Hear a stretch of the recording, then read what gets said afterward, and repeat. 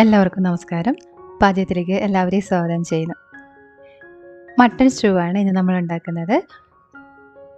ഇതിനായിട്ട് ഞാനിവിടെ 750 gram mutton ചെറിയ പീസാക്കിയത് കഴുകി എടുത്ത് വെച്ചിട്ടുണ്ട്. ഇത് വേവിക്കാനായിട്ട് ഒരു കുക്കറിലേക്ക് എടുക്കാം. ഇത് മുഴുവനും നമ്മൾ സ്റ്റൂവിലേക്ക് എടുക്കുന്നില്ല, ഇതിൽ നിന്ന് കുറച്ച് മാത്രം മതിയാകും. അപ്പോൾ വേവിക്കാനുള്ള എളുപ്പത്തിന് ഒരുമിച്ച് വേവിച്ചെടുക്കുകയാണ്. മട്ടന് പകരം ബീഫ് ഉപയോഗിച്ചും ഇതേ രീതിയിൽ തന്നെ സ്റ്റൂ ഉണ്ടാക്കാവുന്നതാണ്. ഇതിലേക്ക് 1.5 ടീസ്പൂൺ കുരുമുളക് പൊടി, 2 ടീസ്പൂൺ ഉപ്പ്, ഇഞ്ചി വെളുത്തുള്ളി ചതച്ചത് 1 ടേബിൾ സ്പൂൺ, 1 തണ്ട് കറിവേപ്പില, ഇത്രയും ചേർത്തിട്ട് നന്നായിട്ടൊന്ന് യോജിപ്പിച്ചെടുക്കുക. ഇനി കുക്കർ അടച്ച് ഇത് വേവിച്ചെടുക്കുക. ഈ സമയം ഇതിലേക്ക് വെള്ളം ഒഴിച്ചു കൊടുക്കേണ്ട ആവശ്യമില്ല, ഈ മട്ടനിൽ നിന്ന് തന്നെ വെള്ളം ഇറങ്ങി വന്നോളും. ആദ്യത്തെ വിസിൽ വന്ന ശേഷം തീയൊന്ന് കുറച്ച് വെച്ച് 10 മിനിറ്റ് കൂടിയാണ് ഞാൻ വേവിച്ചെടുക്കാറുള്ളത്. അങ്ങനെ വേവിച്ചെടുത്തതിൽ നിന്നും സ്റ്റൂവിലേക്ക് ആവശ്യമുള്ളത് ഞാൻ മാറ്റി വെച്ചിട്ടുണ്ട്. 250 ഗ്രാമാണ് ഞാൻ സ്റ്റൂവിനായിട്ട് എടുത്ത് വെച്ചിട്ടുള്ളത്. ഇതിലേക്ക് ആ മട്ടൺ വെന്ത് വന്നപ്പോൾ സ്റ്റോക്കും കൂടി ചേർത്തിട്ടുണ്ട്.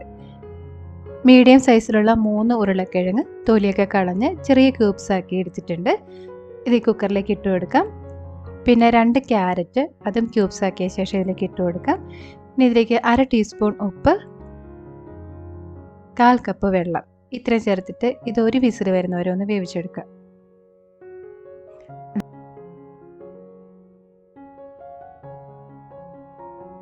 ഇപ്പോൾ ഇവിടെ ഉരുളക്കിഴങ്ങും ക്യാരറ്റും പാകത്തിനായിട്ട് വെന്ത് വന്നിട്ടുണ്ട്. ഇത് സൈഡിലേക്ക് വയ്ക്കാം. ഇനി ഒരു ചീനച്ചട്ടി അടുപ്പത്ത് വയ്ക്കാം.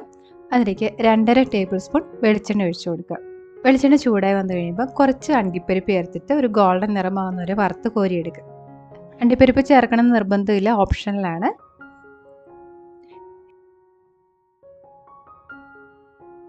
ഇനി ഇതേ എണ്ണയിലേക്ക് കുറച്ച് സ്പൈസസ് ചേർത്ത് കൊടുക്കാം. ഞാനിവിടെ 6 ഏലക്ക, 3 ഗ്രാമ്പു, 2 ചെറിയ കഷ്ണം പട്ട, ഇത്ര എടുത്ത് ഒന്ന് ചെറുതായിട്ട് ചതച്ചെടുത്തിട്ടുണ്ട്.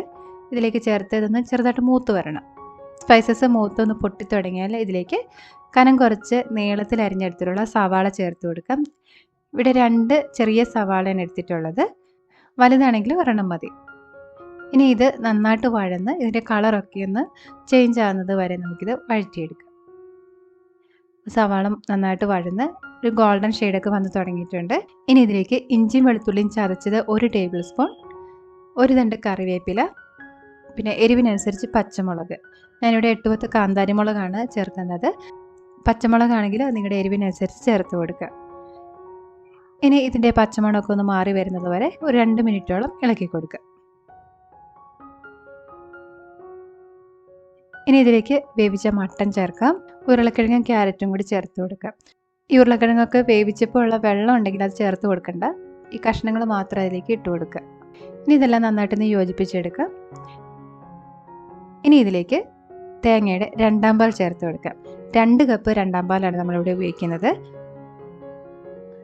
ഈ കഷ്ണങ്ങളൊക്കെ ഈ തേങ്ങാപ്പാലിൽ കിടന്ന് ഒന്ന് തിളച്ച് ചെറുതായിട്ടൊന്ന് കുറുകി വരണം. ഈ തേങ്ങാപ്പാൽ എടുക്കാൻ ഞാൻ വലിയൊരു തേങ്ങയാണ് ഉപയോഗിച്ചത്. വലിയൊരു തേങ്ങ ചിരണ്ടി കഴിഞ്ഞാൽ നമുക്ക് 2 കപ്പ് തേങ്ങ കിട്ടും. ആ തേങ്ങയിലേക്ക് 3/4 കപ്പ് വെള്ളം ചേർത്തിട്ട് മിക്സിയുടെ ജാറിൽ ഒന്ന് അരച്ചെടുക്കുക. എന്നിട്ട് അത് അരിപ്പയിലൂടെ പിഴിഞ്ഞെടുത്ത് കഴിയുമ്പോൾ നമുക്ക് കട്ടിയുള്ള 1 കപ്പ് തേങ്ങാപ്പാൽ കിട്ടും. പിന്നെ വീണ്ടും ആ തേങ്ങാപ്പീരിലേക്ക് 2 കപ്പ് വെള്ളം കൂടി ചേർത്തിട്ട് വീണ്ടും നന്നായിട്ടൊന്ന് പിഴിഞ്ഞെടുത്താൽ കട്ടി കുറഞ്ഞ 2 കപ്പ് തേങ്ങാപ്പാൽ നമുക്ക് കിട്ടും.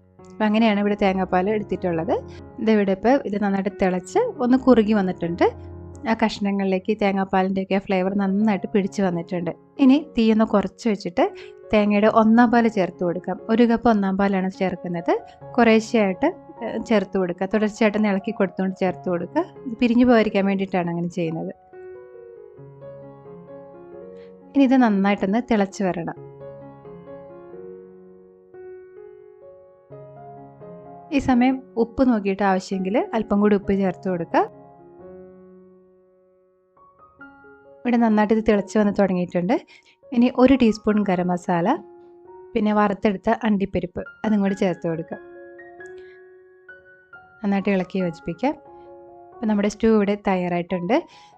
ഇതൊന്ന് തണുത്ത് കഴിയുമ്പം ഒന്നുകൂടി തിക്കായിട്ട് വരും. അപ്പോൾ അതനുസരിച്ച് തേങ്ങാപ്പാലിൻ്റെ അളവ് അഡ്ജസ്റ്റ് ചെയ്യാനായിട്ട് ശ്രദ്ധിക്കുക. അപ്പം, വട്ടയപ്പം, ബ്രെഡ്, ചപ്പാത്തി ഇതിനൊക്കെ ബെസ്റ്റ് കോമ്പിനേഷനാണ് ഈ സ്റ്റൂ. അപ്പോൾ തീർച്ചയായിട്ടും നിങ്ങൾ ട്രൈ ചെയ്ത് നോക്കണം. നിങ്ങളുടെ ഫീഡ്ബാക്ക് അറിയിക്കണം. ഇഷ്ടപ്പെട്ടെങ്കിൽ ലൈക്ക് ചെയ്യാനും അതുപോലെ ഈ വീഡിയോ മറ്റാർക്കെങ്കിലും ഉപകാരപ്പെടും തോന്നുന്നുണ്ടെങ്കിൽ അവർക്കായിട്ടൊന്ന് ഷെയർ ചെയ്ത് കൊടുക്കാനും മറക്കരുത്. ഈ ചാനൽ നിങ്ങൾ ആദ്യമായിട്ടാണ് കാണുന്നതെങ്കിൽ സബ്സ്ക്രൈബ് ചെയ്യാനും പുതിയ വീഡിയോസിൻ്റെ നോട്ടിഫിക്കേഷൻ കിട്ടാനായിട്ട് അതിൻ്റെ അരികിലുള്ള ബെൽ ബട്ടൺ പ്രസ് ചെയ്യാനും മറക്കല്ലേ. വീണ്ടും നല്ലൊരു റെസിപ്പിയായിട്ട് നമുക്ക് കാണാം. അതുവരെ നന്ദി, നമസ്കാരം.